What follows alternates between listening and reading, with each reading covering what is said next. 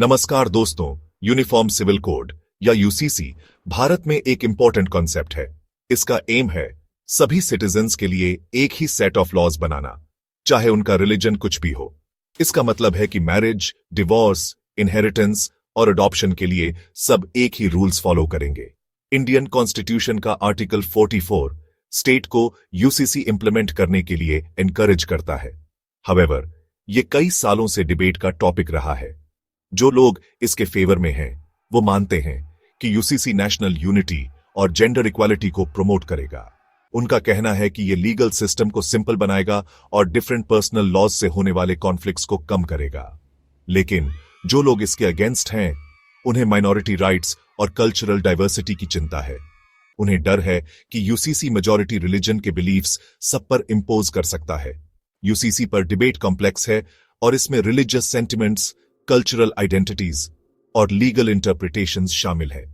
2024 में उत्तराखंड इंडिया का पहला स्टेट बना जिसने यूसीसी लॉ इनैक्ट किया, जिससे और डिस्कशंस और रिएक्शंस हुए। उत्तराखंड यूनिफॉर्म सिविल कोड एक टाइमलाइन। उत्तराखंड में यूसीसी का सफर मई 2022 में शुरू हुआ। भारतीय जनता पार्टी या बीजेपी की सरकार ने एक एक्सपर्ट कमेटी बनाई। सुप्रीम कोर्ट की पूर्व जस्टिस रंजना प्रकाश देसाई की अध्यक्षता वाली इस कमेटी को यूसीसी का ड्राफ्ट तैयार करने का काम दिया गया। कमेटी ने पब्लिक ओपिनियन मांगी और 60,000 से ज्यादा सजेशंस मिले। उन्होंने अपनी रिपोर्ट 2 फरवरी 2024 को मुख्यमंत्री पुष्कर सिंह धामी को सबमिट की। काउंसिल ऑफ मिनिस्टर्स ने रिपोर्ट को अप्रूव किया और उत्तराखंड विधानसभा ने 7 फरवरी 2024 को यूसीसी बिल पास कर दिया। असेंबली ने बिल को यूनानिमसली पास किया। सभी 70 मेंबर्स ने इसके फेवर में वोट किया। इससे उत्तराखंड इंडिया का पहला स्टेट बन गया जिसके पास यूसीसी है। बीजेपी और उसके सपोर्टर्स ने इस मूव की एक यूनिफाइड और इक्वल इंडिया की तरफ एक हिस्टोरिक स्टेप के रूप में तारीफ की। एक्ट के मुख्य प्रावधान। Uttarakhand uniform civil code act 2024 personal law के कई इंपॉर्टेंट एस्पेक्ट्स को कवर करता है। सबसे पहले यह शादी के लिए एक कॉमन मिनिमम एज सेट करता है। पुरुषों के लिए 21 और महिलाओं के लिए 18।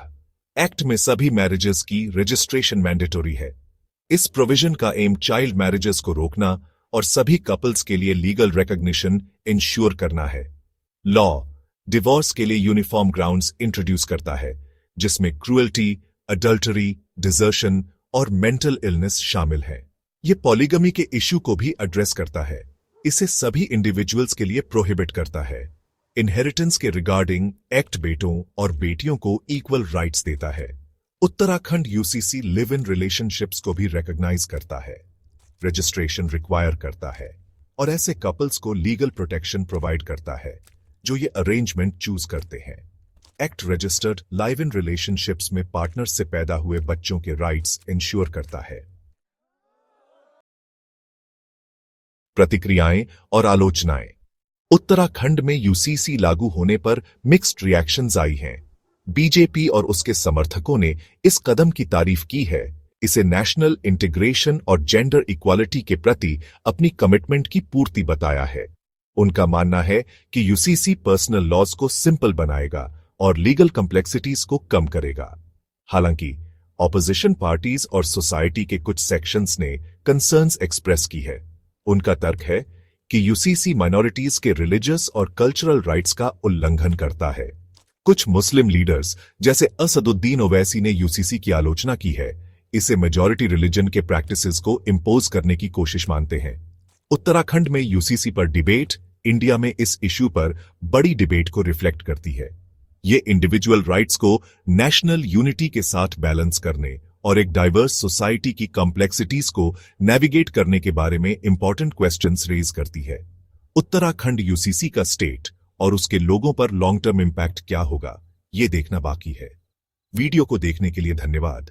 ऐसी ही जानकारी प्राप्त करने के लिए वीडियो को लाइक, शेयर और चैनल को सब्सक्राइब करना ना भूलें।